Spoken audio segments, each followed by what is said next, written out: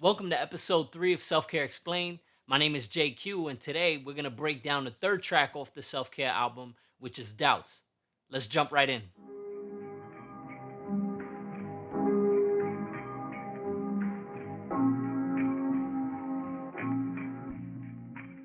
This song in particular is rather special for one specific reason, and that's because it was the very first track off the entire project that was written and recorded. Like I said in one of the previous episodes, when I was creating this project, I actually didn't know that's what I was doing. I was just writing and recording a song as a way to cope with, deal with, and express my own challenges with my mental and emotional well being. In a way, this is the song that birthed the entire project.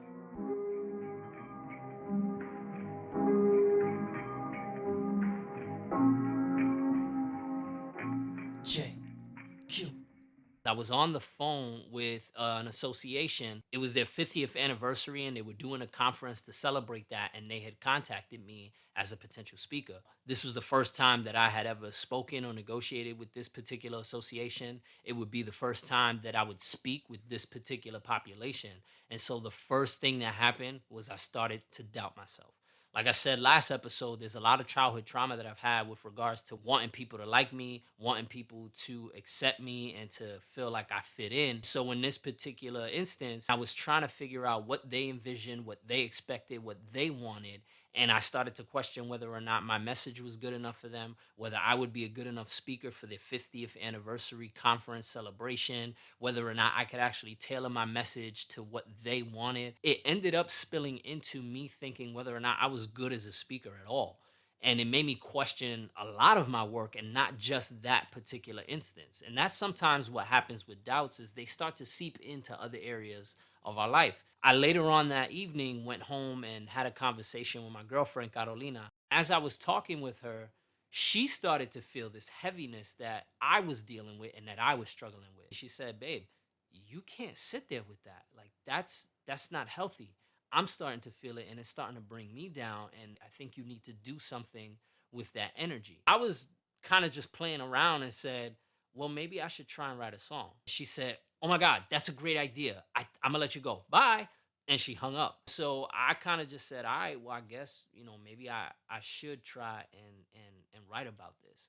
And that's literally how this song was born, and in a way how this entire self-care album was birthed. I wrote and recorded the song that exact same It's just night. another day, waking up with goals, whether or not I'll achieve them. I just don't know, fighting myself to believe them, hoping the strengths will grow. It's just a constant battle. I try so hard not to It's show. just another day waking up with goals. Whether or not I'll achieve them, I just don't know. Fighting myself to believe them, hoping the strengths will grow. When I was on the phone, it was just a regular day, and I was taking steps towards my goal, hopefully securing another speaking engagement, when all of a sudden these doubts just kick in. Now I'm having this internal fight with myself that I often have, praying that at the end of it, I'll just be stronger in some way, and that the only thing that will show is that strength. It's just a constant battle I try so hard not to show.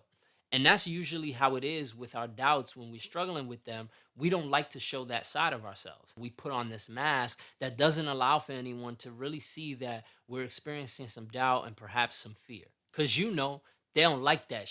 A lot of the times as kids, and even now still as men, we're socialized to carry this tough guy persona all the time. And if we share any part of ourselves that's vulnerable or that seems fearful or that seems doubtful, then that's corny, that's lame, and that's weak. If it ain't tough talk or money, they don't like that shit. If it ain't drugs or messing honeys, they don't like that shit. These are the stereotypical conversations that as men we're socialized and expected to have by some people. We should be talking about women, how many we can have. We should be talking about going out and partying. We should only be talking about making money and sports, right? That's totally problematic. But that still exists today, which is sad. And it's been in existence for a long period of time. Talk about your problems and your worries. They might like that, but go too far in your tongue, you better bite that. It's only but so long before someone shuts you down and tells you, "Yo, come on, we not trying to hear that. Oh, you killing the vibe, bro. Stop being so soft. We not trying to hear that." So I pour it out on the drums because they don't silence that shit.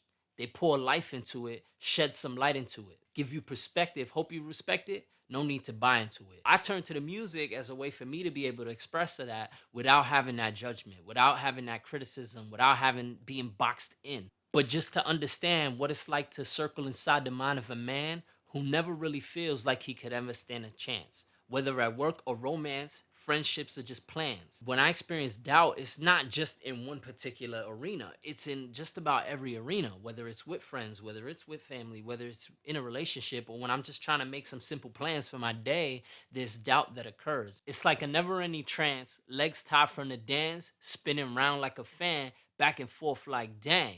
I ain't even got space for anything else. My mind's too full. It's like that spiral thinking that I talked about in the previous episode, where I get lost in my head and in my doubts to the point that I can't focus, concentrate, or think straight anymore. And my brain just feels congested. Now, in the hook, this is where I really let my feelings just take over. Remember, it was the first song that was written and recorded off the entire project, so it was pure emotion that carried me throughout this entire song.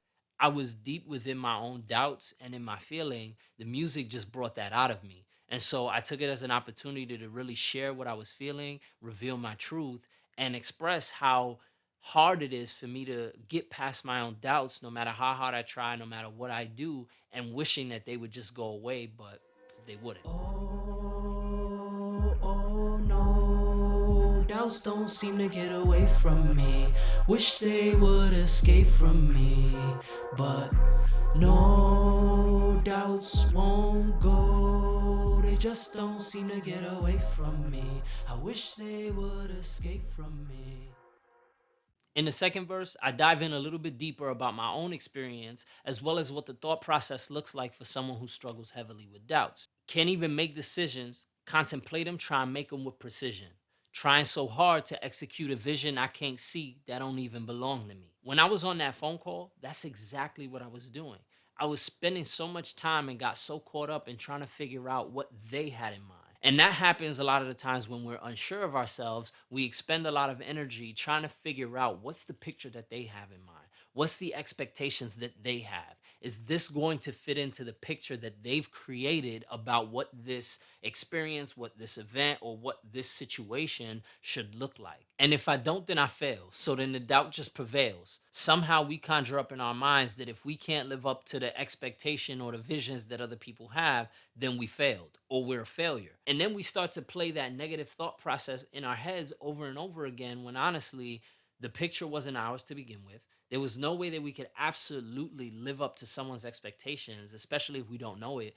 And two, it's probably not a true version or most authentic version of ourselves in the first place. Covers my eyes like a veil, makes it blurry, and puts everything at distance. Immediately met now by my own resistance. This thought process and this doubt now starts to form a clouded judgment where we can't even see straight. It's blurry. And we block ourselves, we resist ourselves from accomplishing our own goals, from receiving our own blessings, or achieving success. And I know this. So I try my hardest to remain persistent.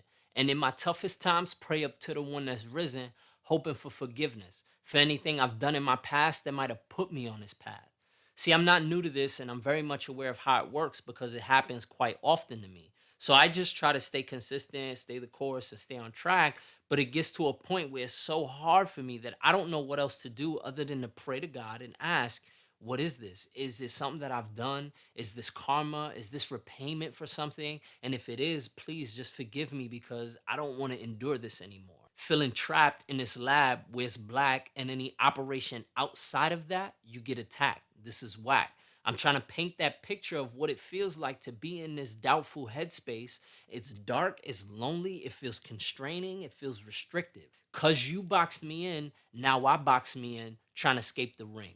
Now, these particular lines I love because I did that intentionally to create multiple meanings. As a kid, I often felt boxed in, right? Like I was put into a little literal cardboard box. If I didn't act a certain way, if I didn't behave a certain way, if I showed any sign of vulnerability or fear, then I was boxed into this category or to this idea of being corny, being lame, being weak, and being soft. Now, I oftentimes as an adult find myself feeling like I need to maintain those same kind of expectations before anyone ever places them on me in any way. Then you think about boxing as the sport, right? Box. So you boxed me in. I oftentimes, as a kid, felt beat up and bullied into these expectations. And as an adult, I find myself beating myself up into these very same expectations, trying to escape the ring. So maintaining that boxing analogy, I'm trying to escape the ring, right? I'm not trying to fight anymore. I'm trying to get out of this box. I'm trying to get out of this ring. And ironically, a boxing ring is square like a box, or a ring, which is a circle that is never ending, right? So I'm trying to escape this ring. I'm trying to escape this never ending process, but I'm also trying to escape this boxing ring because it doesn't feel good to be in there. Because every ship I set sail seems like it'll sink. Crash into another thought, maybe push me to the brink. Here, I categorize, or I use the analogy of thoughts as ships. Usually they use train of thought, right? But I wanted to think of them as a ship because every time I set a thought for sail, it crashes into this other thought, which is usually a doubtful thought, and it'll probably sink. Oh no, doubts don't seem to get away from me. Wish they would escape from me. Oh no, doubts don't seem to get away from me. Wish they would escape from me. So the vocals that you hear at the end of the song are actually from my girlfriend Carolina, the one who initially pushed me and encouraged me to write a song in the first place. But that's from a previously recorded conversation where she was helping me with a presentation that I was working on. And I had asked her if I could record the conversation so that I could go back and listen to it later and jot down some notes. While recording the song, I remembered that we had that conversation and the presentation I was working on sort of fit in and related with what I was talking about, more specifically with that analogy around boxes. I put the vocals in. I thought it sounded dope, but I didn't ask her for permission. And so I decided, you know what? I'm not going to ask her. She's probably going to say no. The doubts started to play in my mind again. So I just muted them. But when I went back and started to create the final renditions for the album, I forgot that I had those vocals there. So I created the songs, the final versions, and I'm playing them through and realized that I mistakenly left the vocals on. But by that point, I felt like it was just too good to take out. And I thought it became one of those ask for forgiveness later kind of things. So I played the song full out with the vocals on there by surprise. And she was kind of caught off guard. But I told her, like, I thought it really fit well and it was dope. And she actually thought it was cool too. So she let me leave them on. And that's how her vocals made it to the end of the song. I hope this provides some more insight into the album and into the song Doubts. If you're struggling with doubts, I sincerely hope that you find an outlet, find a way to talk about them, a way to express them, or someone who will listen and help you work through them. If you haven't heard the album Self Care, I please encourage you to go listen to it. It's on Apple Music, Spotify, Tidal, Google Play, SoundCloud, and iTunes. I'll leave a link in the description or in my bio so that you can check that out. Don't forget to hit that subscribe button. Next week, we got another video, and you'll be the first one to know. I wish you peace. I wish you love. I wish you happiness. I pray that the sun may always shine in your part of the world, especially when those who you love most are present. Don't forget, self-care is the best care. Until next week, y'all, I'm out. Peace. You have to let it out. Because you're not letting it come out. Most of it has to do with expectations. Those boxes are expectations. We're confined to